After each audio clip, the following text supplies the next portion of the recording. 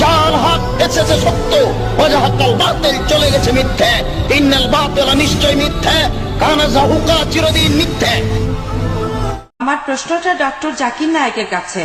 আসসালামু আলাইকুম। আমার নাম ফাতিমা। আমি ক্লাস 10-এর ছাত্রী। আমার ক্লাসমেট একটা মেয়ে, সে হলো কাদিয়ানি। কাদিয়ানিদের কথা অনুযায়ী তারাই সত্যিকারের মুসলিম, আর আমরা যারা বিশ্বাস করি যে মুহাম্মদ সাল্লাল্লাহু আলাইহি ওয়াসাল্লাম আল্লাহর শেষ রাসূল, তারা সবাই হলো কাফের। তারা পবিত্র কোরআনের সূরা আহজাবের 40 নম্বর আয়াতের রেফারেন্স দিয়ে যুক্তি দেখায় যে নবীজি মুহাম্মদ সাল্লাল্লাহু আলাইহি ওয়াসাল্লাম নাকি সর্বশেষ রাসূল নন।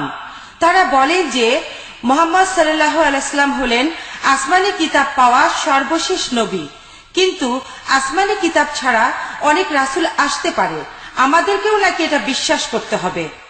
সে যে ভুল বলছে সেটা কিভাবে প্রমাণ করব? এটার উত্তরটা অনেক বড় হবে। এই প্রশ্নটা আসলে আজকের টপিকের বাইরে, তবে সবাই বোধহয় এটার উত্তর শুনতে আগ্রহী। কি বলবো? দর্শকরা চাচ্ছেন আমি এটার উত্তর দেই। বোন,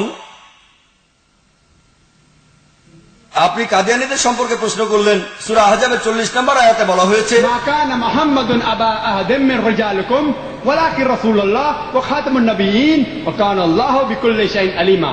যার অর্থ মুহাম্মদ সাল্লাল্লাহু আলাইহি সাল্লাম তোমাদের মধ্যে কোনো পুরুষের পিতা নন, বরং তিনি আল্লাহ তাআলার একজন প্রেরিত রাসূল এবং তিনি খাতিমুন নবিয়্যিন, তিনি হলেন শেষ নবী। নিশ্চয়ই আল্লাহ সকল বিষয়ে জানেন।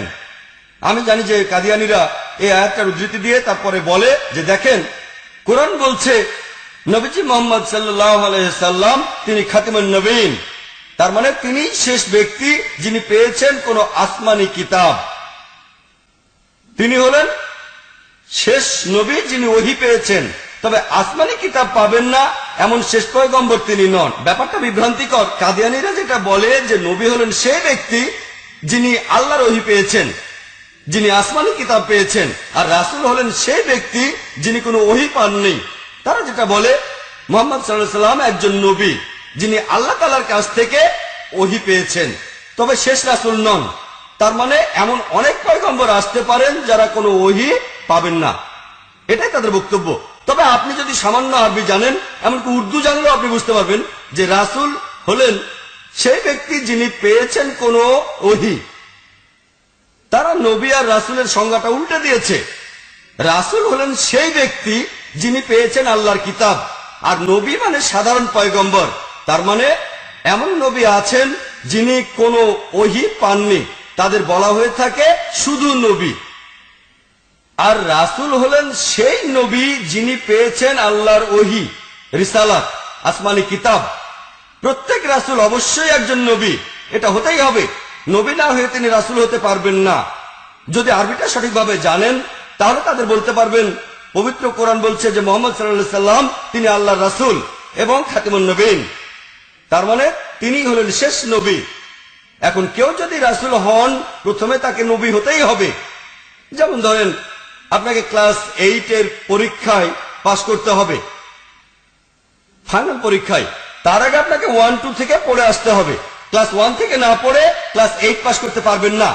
আমি যদি বলি যে এখন থেকে কেউ ক্লাস 1 পাস করবে না, এর মানেটা দাঁড়ায় আপনি 8ও পাস করতে পারবেন না। তাহলে কোরআন বলছে মুহাম্মদ সাল্লাল্লাহু আলাইহি সাল্লাম হলেন খাতিমুন নবিয়্যিন, তিনি হলেন শেষ নবী। এটার অর্থ আসলে দুটোই। তিনি যদি শেষ নবী হন, খাতিমুন নবিয়্যিন, তার মানে তিনি শেষ রাসূলও। রাসূল মানে সেই ব্যক্তি যিনি কোনো ওহী পেয়েছেন। তাহলে আমাদের নবীজি শেষ নবী, এছাড়াও তিনি শেষ রাসূল, শেষ নবী এবং শেষ রাসূল, আর তিনি শেষ প্রেরিত পুরুষ, দুটোই। যদি কেউ এটা না মানে সে তাহলে মুসলিম না, সে তাহলে সূরা আহজাবের 40 নম্বর আয়াতের বিরুদ্ধে যাচ্ছে।